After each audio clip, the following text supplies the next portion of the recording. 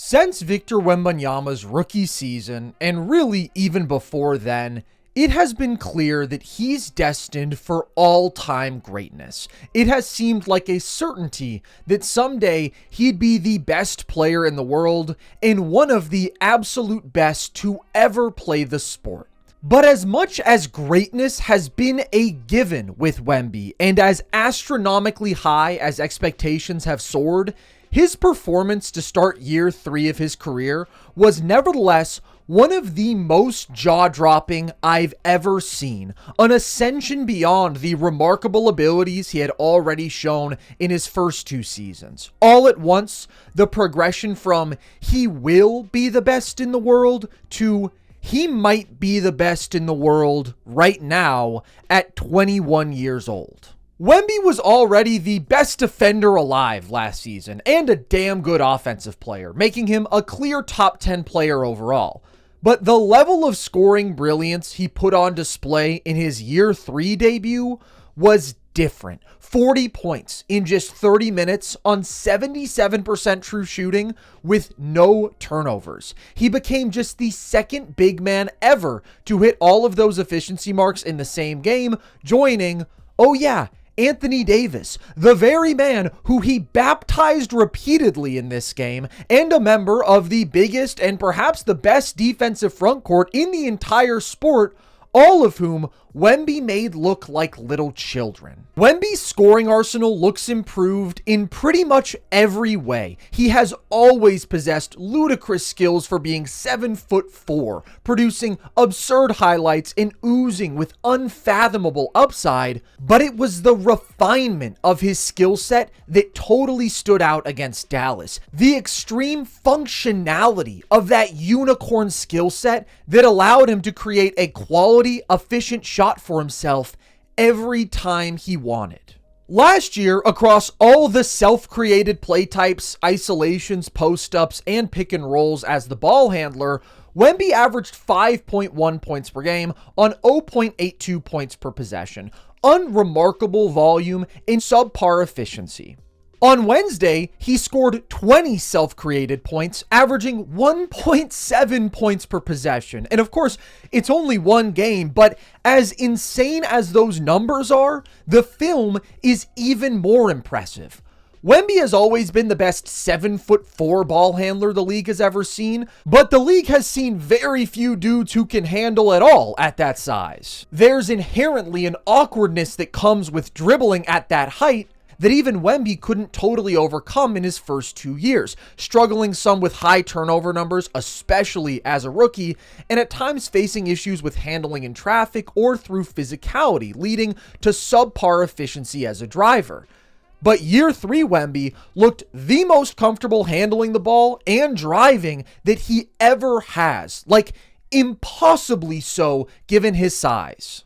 Here, he burns AD with an in-and-out dribble, then uses his off-arm to maintain his clear path to the left, and of course, he dunks all over him for good measure. This is another beautiful drive. The hesitation gets Wemby a step going left, and he again uses his off-arm to dictate with physicality on the drive, a clear area of improvement since last year. Then he changes pace impressively to shift past lively again, and banks in the floater. Wemby scored 18 points on drives in this game. Keep in mind, he averaged just over 3 such points per game last year, and his insistence upon getting downhill rewarded him with 11 free throws, a mark he only reached twice in 46 games last year. On some of these fouls he draws, you see the absurd ground that Wemby can cover with one stride off the gather, and the deceleration, then the coordination to hang in the air and get a clean chance at an and one here. It's just ridiculous.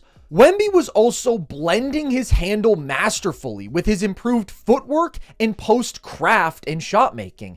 AD is able to stay in front of Wemby initially, but the handle is always under control, and he's again able to get a step on AD going right here, then spin into what looks like it'll be a fadeaway, which gets AD jumping, so Wemby steps through, takes the bump, and just hits this leaning and one. Oh, and here he pump fakes, attacks this closeout, gets a step, and as AD recovers, fluidly puts it back between his legs on a half spin, then spins back left, head fakes, steps through, and banks in another leaning jumper. It should go without saying that we've never seen a 7'4" guy do this, and it is legitimately unguardable. Wemby is also a weapon grabbing a rebound and pushing himself. Even though this isn't a true transition chance, he's able to bring the ball up here and push with pretty good pace and a huge runway to get downhill on AD. And he goes right into his chest and puts this little hook over him and off the glass with excellent touch.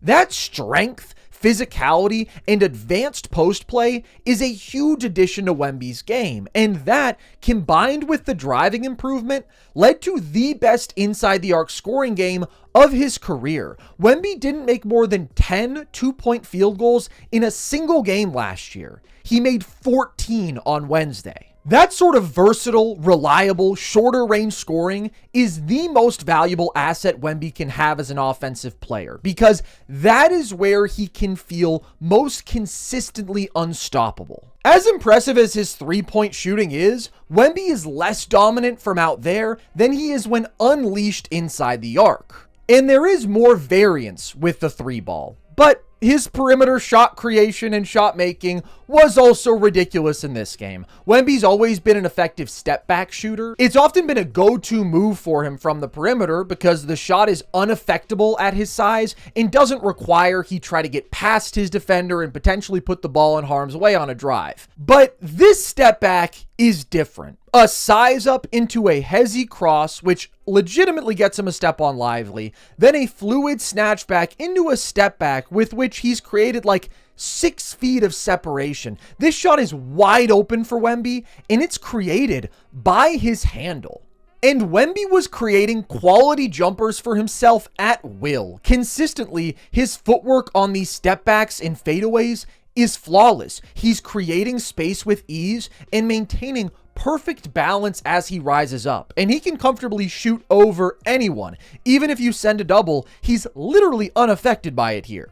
Oh, and probably the most underratedly exceptional part of this performance is that while he had this huge offensive role, doing all this ball handling and driving, Wemby finished with 0 turnovers. Never did he look sped up or uncomfortable. Never did he end a possession without getting a quality shot up. The game was just moving in slow motion for him at a level it never has before. He got what he wanted over and over. And Wemby's shot making was also so elite in this game that his pump fake was getting everyone jumping, and he used it over and over again to great effect. Here, PJ Washington desperately tries to contest, and even though the double team is coming, Wemby just spins away from it, and then here comes AD and help, and Wemby just double clutches and goes past him for the reverse dunk. Like, it's absurd. The number of counters that Wemby appears to have baked into his game now, a variety of ball handling moves he's more confident in and outs, crosses, hesitations, the ability to change pace as a driver and manufacture